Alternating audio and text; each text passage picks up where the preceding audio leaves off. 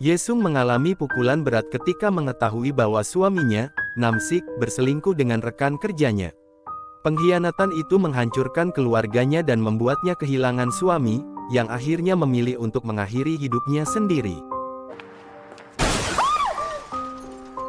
Sehari-hari, Yesung bekerja sebagai tutor di sebuah akademi untuk menafkahi putrinya yang masih remaja.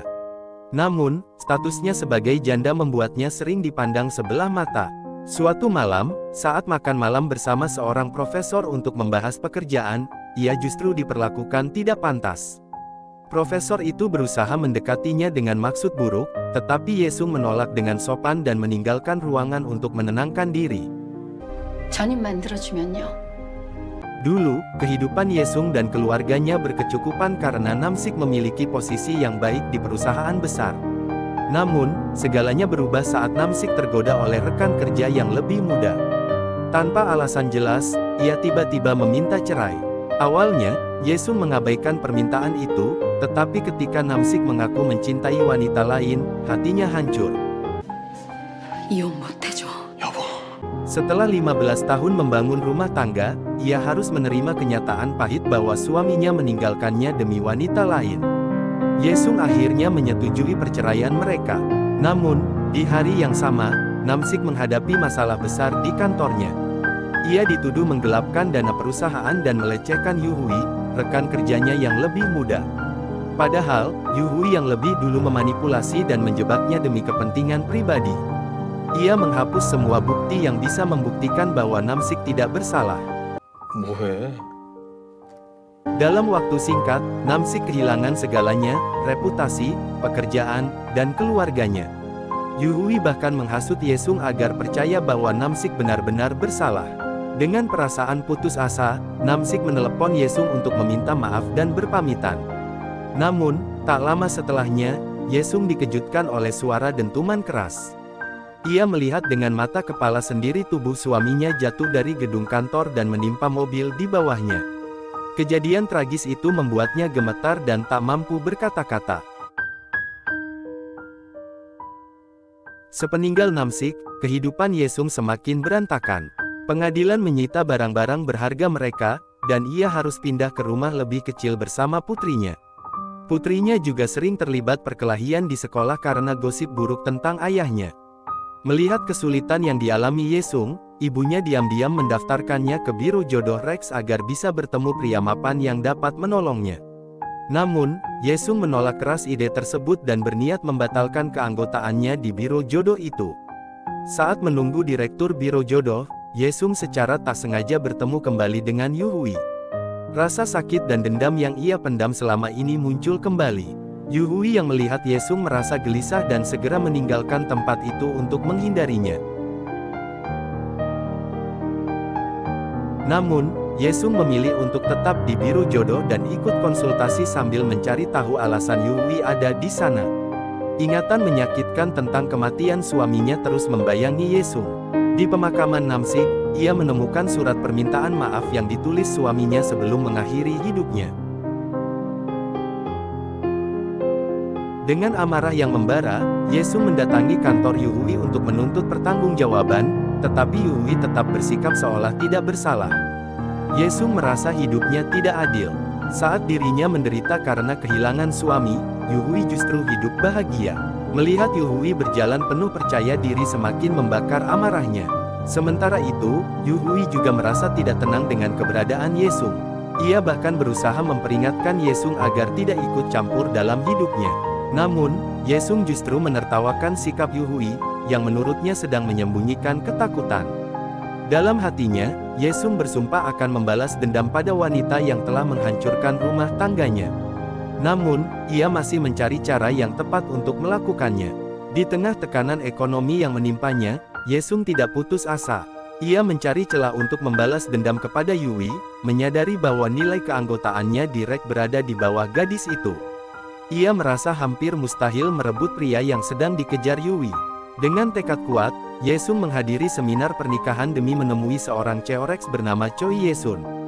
Setelah acara berakhir, ia mendekati Nyonya Choi dan bertanya bagaimana cara menjatuhkan seseorang yang sangat ia benci.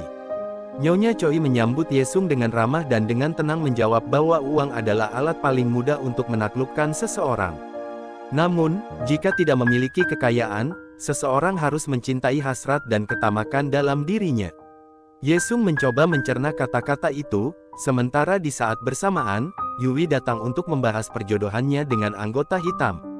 Nyonya Choi menolak kehadiran Yui karena merasa tidak berkewajiban menanggapi anggota REK dengan level rendah seperti dirinya. Nyonya Choi sendiri memiliki latar belakang yang rumit demi mencapai posisinya saat ini. Ia rela menikahi Ketua K, seorang konglomerat properti yang lebih pantas disebut sebagai ayah baginya. Karena kesehatan Ketua K yang menurun, ia mempercayakan seluruh urusan bisnis kepada Nyonya Choi. Di sisi lain, Yesung merasa bahagia karena dipanggil ke universitas untuk menjadi asisten profesor. Ia juga dipercaya mengerjakan proyek kolaborasi antara perusahaan sponsor dan kampus. Namun, kebahagiaannya sirna saat mengetahui bahwa penerimaannya diatur oleh Yui, yang ternyata merupakan perwakilan sponsor utama proyek tersebut. Meskipun hatinya sakit, Yesung berusaha tetap percaya diri dan menegaskan bahwa Yui tidak akan pernah bisa mengendalikan hidupnya. Ia juga semakin penasaran dengan pria yang sedang diincar oleh Yui, yang berusaha menghalanginya agar tidak membocorkan skandal masa lalunya. Ketika Nyonya Choi terus menolak perjodohan Yui dengan anggota hitam, gadis itu pun membongkar jati dirinya. Ternyata, ia adalah putri rahasia dari seorang anggota Kongres, Tuan Soun, yang kini sedang mencalonkan diri sebagai presiden. Melihat peluang ini, Nyonya Choi berubah pikiran dan menggantikan perjodohan sebelumnya dengan sebuah pesta topeng yang melibatkan semua anggota tanpa terkecuali. Sementara itu, Hengju, seorang anggota hitam, awalnya enggan menghadiri pesta karena ia bukan orang yang mudah berbaur. Namun, Nyonya Choi meyakinkannya bahwa dalam pesta tersebut semua orang akan menggunakan ide samaran dan topeng, sehingga identitas mereka tetap tersembunyi. Akhirnya, Hengju setuju untuk datang. Di sisi lain, seorang pria bernama Yongju yang muak dengan pernikahan juga terlibat dalam acara ini. Ia adalah CEO sebuah perusahaan IT global dan memilih fokus pada pekerjaannya serta membesarkan putranya yang menolak memiliki ibu tiri. Tanpa sepengetahuannya, sang ibu mendaftarkannya ke Cheorex untuk menemukan jodoh yang sesuai. 일 때문에 워낙 정신이 없어서요. Di tengah kemeriahan pesta, Yesung datang tanpa niat mencari jodoh, hanya untuk memenuhi rasa penasaran. Ia berdiri berdampingan dengan Yui, tanpa menyadari keberadaan satu sama lain di balik topeng yang dikenakan. Nyonya Choi, yang curiga ada kebocoran informasi pesta, sengaja menukar ide Zeus yang seharusnya diberikan kepada Yongju menjadi Hermes. 제우스가 슈퍼블랙인 게 이미 다 알려졌을 겁니다. Dengan ini, ia ingin melihat sesuatu yang lebih menarik terjadi di pesta tersebut. Ia pun mengundang Yesung dengan tujuan membongkar rahasia Yui di depan banyak orang. Yui yang datang ke pesta, berusaha mendekati pria yang ia kira adalah Hengju. Namun, ia tidak menyadari bahwa pria asli yang ia incar justru menggunakan ide lain. Sementara itu, Hengju asli malah tertarik dengan Yui dan mencoba mendekatinya, tetapi gadis itu lebih fokus merayu Zeus, yang ternyata adalah Sokjin. Yesung yang sejak awal mengamati pergerakan Yui akhirnya memutuskan untuk bertindak. Saat mereka bertemu di toilet, Yesung menyindir Yui sebagai seorang dewi yang menggunakan kecantikannya untuk memikat pria. 남자를 홀리는 애욕의 여신답게요. Yui merasa heran, tetapi tidak ambil pusing karena fokusnya adalah menjerat Zeus. Di sisi lain, Sukjin, yang turut hadir dalam pesta, mulai mencurigai bahwa wanita yang berdiri di dekatnya adalah Yesung, mantan kekasihnya di masa kuliah. Sukjin dulu pernah meninggalkan Yesung tanpa kata dan melanjutkan studi ke luar negeri, sesuatu yang membuat Yesung kecewa. Sukjin sendiri hadir dalam pesta ini karena mengikuti permintaan Ketua K, ayahnya, yang ingin melihatnya menikah sebelum ajal menjemput. 내가 언제 죽을지도 모르는데. Acara mencapai puncaknya dengan sesi pelepasan topeng. Para anggota yang disebutkan ID-nya harus berdiri dan memperkenalkan diri. Saat Yui melepas topengnya dengan percaya diri, Yesung merasa darahnya mendidih. Bagaimana bisa gadis itu hidup tenang setelah menyebabkan kematian seseorang di masa lalu? Yesung bersiap untuk membongkar rahasia kelam Yui di depan semua orang. Yui yang menyadari keberadaan Yesung mulai gemetar, menggenggam topengnya erat, takut rahasianya terbongkar. Bahkan Sukjin, yang juga melihat Yesung, mulai bertanya-tanya apa yang akan dikatakannya. Namun, sebelum Yesung bisa berbicara, keributan terjadi antara dua anggota yang ternyata adalah mantan pasangan suami istri. Situasi menjadi kacau, dan pesta akhirnya dibubarkan. Di saat yang sama, Yui baru menyadari bahwa pria yang selama ini ia dekati ternyata bukanlah Hengju. Keesokan harinya, Yesung menemui Nyonya Choi atas permintaannya. Setelah acara selesai, Nyonya Choi penasaran dengan apa yang ingin diungkapkan Yesung di depan semua orang. 단순히 파티를 즐기러 온 분 같지는 않더군요. Intrik dan rahasia masih terus bergulir, menanti siapa yang akan menjadi pemenang dalam permainan kekuasaan dan balas dendam ini.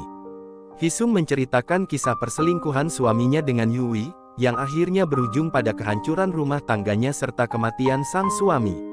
Ia ingin Rex menghapus Yui dari daftar anggota karena menganggap wanita itu tidak pantas menjadi calon pengantin. Namun, Nyonya Choi justru menyalahkan Hisung yang dinilai gagal menjaga suaminya. Selain itu, ia tidak bisa mengeluarkan Yui dari Rex karena gadis itu bersih dari catatan hukum.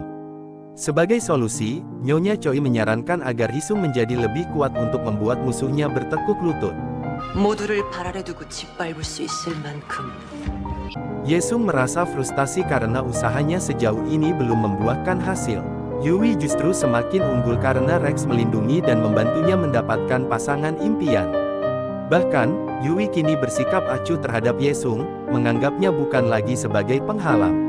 가면 파티 속편 찍으러 오셨나? Sujin, yang terus memikirkan Hisung setelah melihatnya di pesta topeng, berniat menemuinya di kampus. Ia baru mengetahui bahwa suami Hisung telah meninggal. Sungjun kemudian menawarkan bantuan kepada mantan kekasihnya, namun Hisung menolak dengan sopan karena masih bisa mencari nafkah sendiri. Dalam pertemuan itu, Yesung membagikan kisah hidupnya yang menyedihkan dan memperingatkan Sukjin agar tidak menjalin hubungan dengan Yui, yang dianggapnya sebagai ular berbisa. 그 여자는 안 만났으면 좋겠다. Selain masalah pekerjaan, Yesung juga dibuat pusing dengan perubahan sikap putrinya di sekolah. Mijin menjadi pendiam, sering melewatkan pelajaran, dan nilai-nilainya menurun.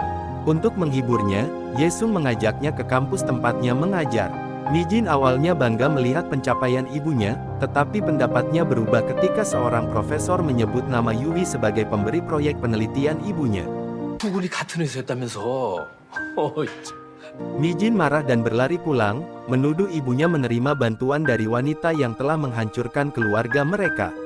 Meskipun Yesung mencoba menjelaskan, Mijin tetap tidak bisa menerima kenyataan tersebut. 무슨 생각이면 아빠 죽인 여자 도움으로 사는데? Keesokan harinya, Mijin nekat menunggu Yui di depan kantornya. Ia mengancam agar Yui tidak lagi mendekati ibunya. Namun, Yui justru menertawakannya dan bahkan menghina ayah Mijin. 더 자세히 얘기해 줄까? Mendengar hal itu, tubuh Mijin gemetar karena marah. Yui kemudian meninggalkan Mijin di pinggir sungai dengan beberapa lembar uang untuk membayar taksi. Sikap dingin dan tak berperasaan Yui ternyata berasal dari masa kecilnya yang menyedihkan. Ia pernah menunggu Tuan Song di depan rumahnya untuk memperkenalkan diri sebagai putrinya. Namun, pria itu justru menghardik dan mengusirnya karena Yui adalah anak dari hubungan terlarangnya. 내 아빠잖아요. 아니니까 돌아가라니까. Sejak saat itu, Yui selalu mendambakan perhatian dari para pria karena tidak pernah merasakan kasih sayang ayahnya. Di sisi lain, Nyonya Choi dan bawahannya sibuk mengatur kencan untuk klien yang telah memilih pasangan melalui aplikasi Rex setelah pesta topeng. Tanpa diduga, Hyungju memilih Yesung karena terkesan dengan obrolan mereka. Namun, Nyonya Choi tidak meneruskan pilihan itu karena Yesung telah memilih pria lain. Sebagai gantinya, ia merekomendasikan Yui yang sebelumnya telah memberinya tawaran menggiurkan. Yongjo akhirnya setuju untuk bertemu dengan Yui karena penasaran dengan gadis yang dulu bersikap dingin kepadanya. 아니 그분 되게 까칠하시던데 정말 날 선택했. Sementara itu, Nyonya Choi mengatur kencan Yesung dengan seorang dokter gigi. Meskipun awalnya tidak tertarik, Yesung setuju karena ingin mencoba sesuatu yang baru. Kencan mereka berlangsung di hotel yang sama, hanya berbeda ruangan. Yui, yang pandai bersandiwara, berpura-pura belum mengenal Hyungju. Ia bahkan mengarang cerita tentang masa kecilnya yang menyedihkan hingga membuat Hyungju simpati. 아버지가 굉장히 훌륭한 변호사이셨나 봐요. Malam itu, mereka menghabiskan malam bersama di kamar hotel. Berbeda dengan Kencan Yui yang sukses, Kencan Yesung berantakan. Pria yang bersamanya ternyata hanya mengincar hubungan satu malam. Yesung melarikan diri dan menelepon Sukjin untuk menjemputnya. 방도 잡아놨어요. 나요. Sukjin datang dengan ekspresi khawatir dan membawa Yesung ke bar hotel untuk menenangkan diri. Di sana, Sukjin berbagi cerita tentang keluarganya yang berantakan, yang menjadi alasan mengapa ia dulu meninggalkan Yesung. 정말 죽지 않을 만큼 아버지를 때렸고. Saat berbincang dengan Sukjin, Yesung melihat Yui sedang bersama Hyungju. Sukjin memberitahu bahwa Hyungju adalah CEO perusahaan game terkenal. Saat itu, Yesung menyadari bahwa Yui sedang berusaha mendapatkan pria kaya sebagai suaminya. Keesokan harinya, Yesung mengajukan keluhan ke Direktur Eksekutif Rex karena dipasangkan dengan pria tak bermoral. 그런 사람을 소개할 수가 있죠? 하룻밤 상대 헌팅하러 나왔던 Pihak Rex juga terkejut mengetahui bahwa ada pria mesum di antara klien mereka. Namun, masalah Yesung tidak berhenti di situ. Ketua proyek penelitian kampus memanggilnya karena hasil penelitiannya dinilai buruk. 부실하다고 연구주임 교수를 바꿔달래. Ternyata, ini adalah ulah Yui yang ingin menghancurkan Yesung dengan cara licik. Saat merasa dunianya hancur, Yesung tiba-tiba mendapat tawaran pekerjaan baru sebagai guru les bahasa Korea untuk cucu ibu Hyungju. Ia pun menerima kesempatan itu. Kini, Yesung memiliki rencana besar, memasuki keluarga Hyungju dan menggagalkan semua rencana Yui untuk mendapatkan pria idamannya. Di depan rumah keluarga Hyungju, Yesung menyapa pria itu dan memperkenalkan diri. Ia tersenyum penuh percaya diri saat bertatap muka dengan Hyungju yang tampan dan karismatik. 누구시죠? 준호 아버님. Yu semakin agresif mendekati Hyungju, mengira pria itu telah jatuh cinta kepadanya. Hatinya berbunga-bunga saat Hyungju memberinya cincin berlian sebelum mereka bertemu untuk makan malam. Dengan antusias, Yu mengajak Hyungju berkencan ke lapangan golf. Namun, Hyungju tampak tidak nyaman dengan sikap Yu yang semakin mendesak, bahkan memaksanya untuk bermalam. Ia akhirnya setuju hanya ketika Yu menawarkan diri untuk mengantarnya pulang. 아, 그러셨구나. Setibanya di tujuan, Yu terkejut melihat Yesung keluar dari rumah Hyungju. Ia semakin marah ketika mengetahui bahwa Yesung kini bekerja sebagai guru les putra Hyungju. Merasa terancam, Yu menjelek-jelekkan Yesung dengan menyebutnya sebagai wanita yang gemar mendekati pria kaya demi uang. Tuduhan itu membuat Hyungju semakin murung dan ia keluar dari mobil tanpa berkata-kata.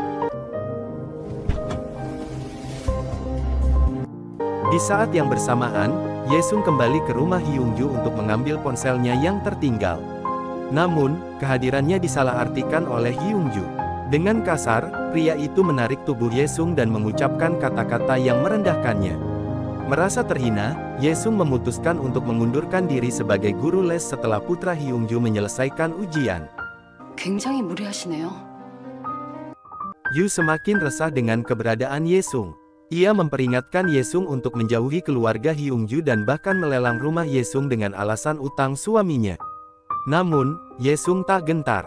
Ia berani menantang Yu untuk membawa masalah ini ke pengadilan, yakin bahwa dirinya bisa menang. Junho, putra Hyungju, mendapatkan nilai sempurna dalam ujian bahasa Korea. Sang nenek sangat bangga dan berterima kasih kepada Yesung. Junho pun sangat menyukai Yesung karena sikapnya yang hangat dan penuh perhatian. Namun, kebahagiaannya berkurang ketika Yesung tiba-tiba mengundurkan diri. Merasa ayahnya bertindak tidak adil, Junho merajuk dan meminta ayahnya membawa Yesung kembali. 희생쌤처럼 통한 쌤 없단 말이야. Hyungju mulai merasa tidak tenang dengan keputusannya. Ia mencari tahu tentang Yesung melalui Sukjin, yang mengenal Yesung di kampus. Mendengar cerita Sukjin tentang kesulitan Yesung, Hyungju merasa bersalah. Ia akhirnya meminta maaf kepada Yesung dan memintanya kembali sebagai guru les Junho. Saat makan siang bersama, Hyungju meminta maaf kepada Yesung atas sikap kasarnya. Percakapan mereka semakin dalam, dan tanpa sadar, Hyungju mulai membuka diri tentang masa lalunya yang kesepian. 외로운 것도 시시해지더라고요. Di akhir pertemuan, Hyungju berniat memberi Yesung sebuah mobil, namun wanita itu menolak dengan sopan. Sejak saat itu, Junho semakin dekat dengan Yesung. Suatu hari, ia tiba-tiba menghilang dan ditemukan oleh Yesung di taman. Melihat betapa Yesung peduli padanya, hubungan mereka semakin erat, membuat Hyungju mulai melihat Yesung dengan cara berbeda. 말해봐. 너 무슨 일 있지? Di sisi lain, Nyonya Choi berencana menjodohkan Hyungju dengan Jung Mi-jin demi kepentingan bisnis. Meski awalnya menolak, Hyungju akhirnya setuju untuk bertemu dengan Mi-jin di sirkuit balap.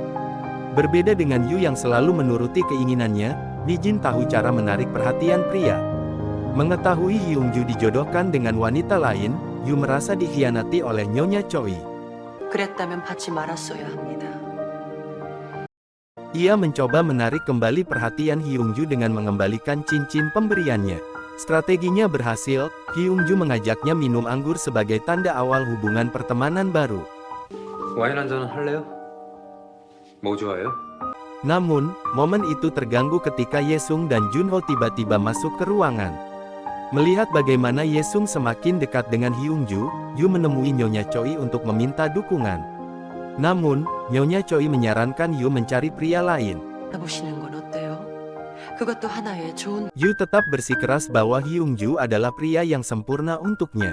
Menyadari posisinya semakin terancam, Yu bergabung dengan tim hukum perusahaan Hyungju. Ia bahkan berhasil mendapatkan wewenang untuk menangani perusahaan secara langsung, 에코린스 프로젝트 도와주고 있어. 최선을 다해서 서포트하겠습니다. berharap kesempatan bertemu yang lebih sering akan membuat Hyungju kembali kepadanya. Namun, rencananya terhambat saat Yesung muncul sebagai pemateri dalam kelas eksekutif yang dihadiri Hyungju. Di tengah interaksi mereka, Hyungju mulai merasakan sesuatu yang berbeda terhadap Yesung. Perasaan itu semakin jelas saat mereka berlayar bersama. Hyungju melihat bagaimana Yesung merawat Junho, dan momen-momen kecil bersama Yesung mulai menyentuh hatinya. 어떻게 오래 가겠는데? Saat kapal mereka berguncang akibat ombak, Hyungju tanpa sadar merangkul Yesung. Ia mulai gugup, menyadari bahwa dirinya telah jatuh cinta. Setelah perjalanan itu, ia sekali lagi mencoba memberikan hadiah mobil kepada Yesung. Kali ini, Yesung menerimanya demi kebahagiaan Junho. Sementara itu, Yu yang semakin terobsesi dengan Hyungju menjalankan rencana baru. Ia menemui mantan istri Hyungju, Jong-in, dan memberitahunya bahwa ada seorang wanita yang mencoba mengambil alih hidupnya dengan memanfaatkan putranya. Dengan informasi ini, Yu berharap bisa menghancurkan hubungan Yesung dengan Hyungju. 준호 어머님이시니까 꼭 아셔야 된다고 생각해. Ko Jung-in, yang terhasut oleh kemarahan, pergi ke rumah Yongju dengan niat mengambil putra mereka. Pertengkaran antara mantan pasangan itu tak terhindarkan. Jung-in bahkan menuduh Yongju telah tidur dengan guru les yang mendekati putra mereka. 놀려면 좀 수준 있게 놀아. Sementara itu, Yongju tidak terima dengan hinaan mantan istrinya terhadap Yesung. Ia mengusir Jung-in dari rumahnya dan memperingatkannya untuk menjauhi putra mereka selamanya. Dalam suasana hati yang buruk, Yongju meminta Yesung menemaninya minum soju di sebuah bar. Mereka berbagi kisah masa lalu yang menyakitkan, membuat Yongju semakin mengagumi Yesung. Namun, karena takut ditolak, ia hanya bercanda ketika meminta Yesung menjadi pasangannya. 농담이에요. Setelah minum-minum, Yongju dan Yesung berjalan melewati jembatan. Yongju mengucapkan terima kasih karena Yesung telah menemaninya di saat sulit. Yesung memanfaatkan kesempatan ini untuk meminta bantuan membebaskan seorang saksi yang dipenjara atas kejahatan Yui.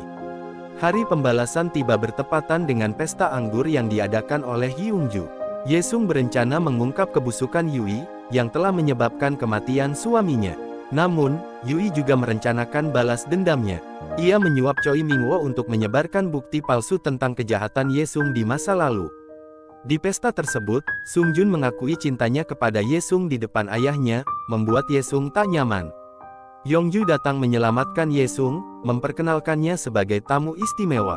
Ia meminta Yesung mengungkap kebenaran tentang Yui. Panik, Yui menuduh Yesung berbohong dan memanipulasi Yongju.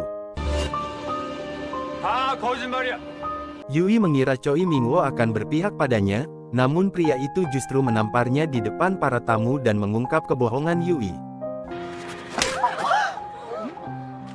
Bukti bahwa Yui telah merayu pria lain untuk menutupi kejahatannya pun terungkap. Yui histeris, tetapi dua petugas kejaksaan datang dan menangkapnya atas kasus penggelapan dana perusahaan. Melihat Yui diseret pergi, Yesung tak bisa menahan tangis. Namun, meskipun balas dendamnya telah terwujud, ia masih merasa hampa. Di tengah kegundahannya, Hyungju menghiburnya, tetapi Yesung ragu untuk menjalin hubungan dengan pria kaya itu. 고통에 익숙해져서. Upaya untuk menyingkirkan Yui gagal ketika ia dibebaskan berkat bantuan ayah kandungnya. Yui menemui Yongju dan menantangnya untuk kembali berperang. Skandal yang terjadi di pesta anggur membawa dampak besar bagi kehidupan Yongju dan Yesung. Ibu Yongju, Nyonya Noh, tidak menyukai hubungan mereka dan berencana menjodohkan putranya dengan Mijin. Nyonya Choi menemui Tuan Soun, ayah Yui, untuk mendukung pernikahan Mijin dan Yongju demi keuntungan politik. Sementara itu, Yui meminta ayahnya untuk mendukung hubungannya dengan Hyungju dengan janji akan menghilang dari kehidupannya jika keinginannya dipenuhi. 나도 당신의 그 더러운 손 잡고 싶지 않았어. Yui tidak berhenti. Ia membayar seseorang untuk melenyapkan Choi Mingwo agar tampak seperti bunuh diri.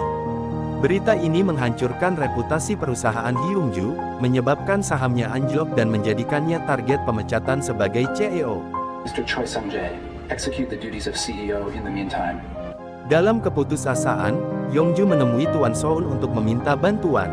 Namun, pria itu mengajukan syarat berat, Yongju harus menikahi Yui. Sementara itu, Yongju mengetahui bahwa sahabatnya sendiri telah mengkhianatinya dengan menjalin hubungan dengan mantan istrinya.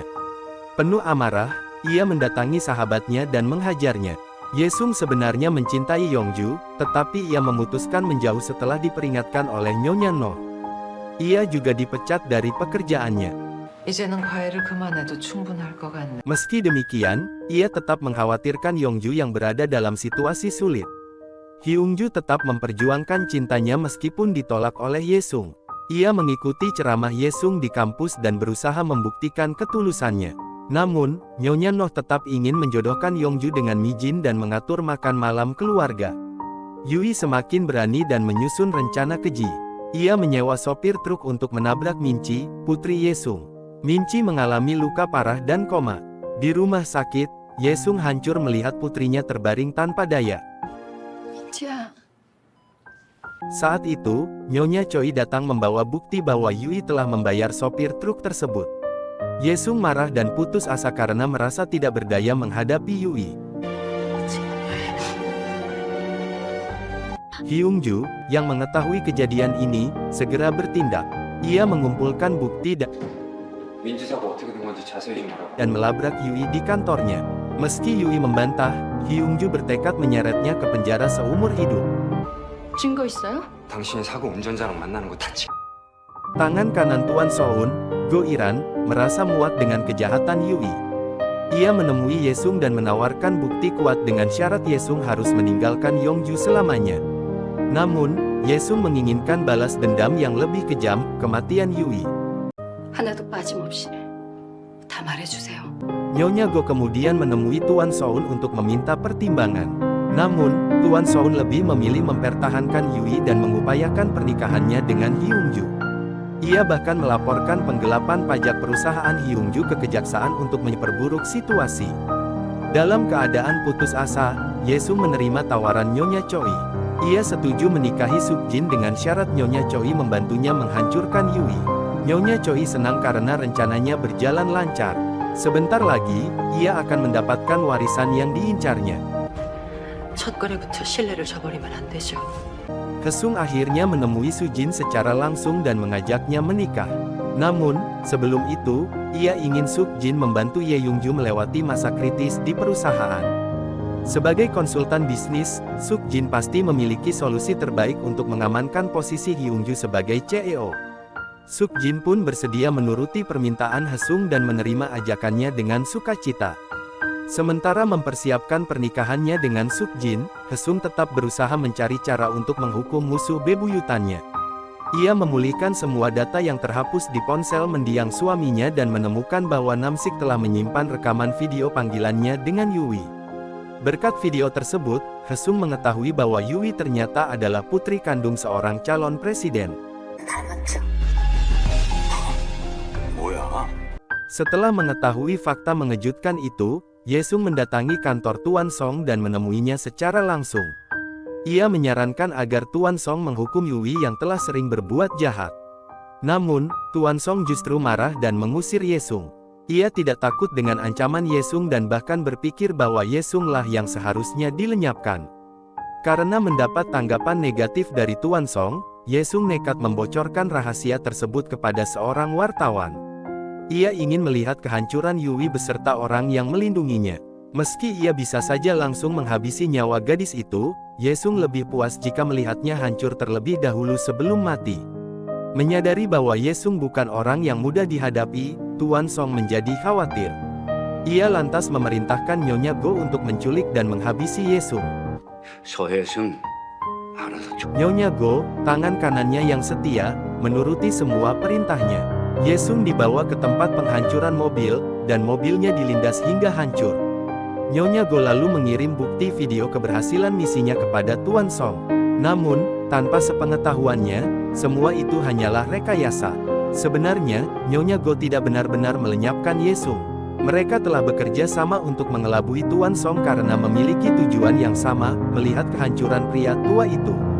Tuan Song yang mengira Yesung telah tiada kemudian mengirimkan video tersebut kepada putrinya, Yumi. Ia meminta Yumi untuk berhenti menentangnya karena telah memenuhi semua keinginannya. Yumi pun merasa lega, mengira bahwa satu-satunya penghalang impiannya telah musnah. Namun, kejutan lain menantinya. Yongju tiba-tiba menelepon dan mengajaknya bertemu di sebuah hotel untuk mengadakan jumpa pers terkait pernikahan mereka. 기자들 모아놓고 거창하게 발표해야죠. Yui tidak menyangka bahwa Hyungju, yang selama ini bersikap dingin kepadanya, akan memperlakukannya dengan begitu romantis. Pria itu bahkan menyiapkan gaun, sepatu cantik, dan mahkota untuknya. Malam itu, Hyungju ingin menjadikannya satu-satunya bintang yang bersinar. Di tengah acara, Hyungju menggandeng Yeonhui melewati para wartawan yang telah menunggu. Yui yang sudah merasa di atas angin dibuat terkejut ketika Hyungju tiba-tiba memutar video yang mengungkap identitasnya sebagai putri rahasia sang calon presiden. 충격적인 사실이 드러났습니다. 혼외자인 진모 씨는 Para wartawan pun langsung heboh dan menyerbu Yui dengan pertanyaan. Hyungju mengumumkan di depan semua orang bahwa wanita yang bersamanya adalah gadis jahat yang tega menghancurkan satu keluarga. Yui menangis dan tak bisa berkata-kata saat wartawan terus mendesaknya. Malam itu, Hyungju benar-benar membuatnya menerima hukuman atas semua perbuatannya. 이제 다 끝났어. Setelah semuanya berakhir, keadaan perusahaan Hyungju mulai membaik karena rumor buruk yang selama ini beredar tidak terbukti. Publik akhirnya menyadari bahwa semua masalah yang menimpa perusahaan disebabkan oleh Yui dan ayahnya. Sementara itu, Tuan Song ditangkap dengan tuduhan percobaan pembunuhan terhadap Yesung. 당신은 묵비권을 행사할 수 있고 변호인을 선임할 권리가 있습니다. Nyonya Go yang gagal mendapatkan warisan ketua Song kini bersiap menutup bisnisnya.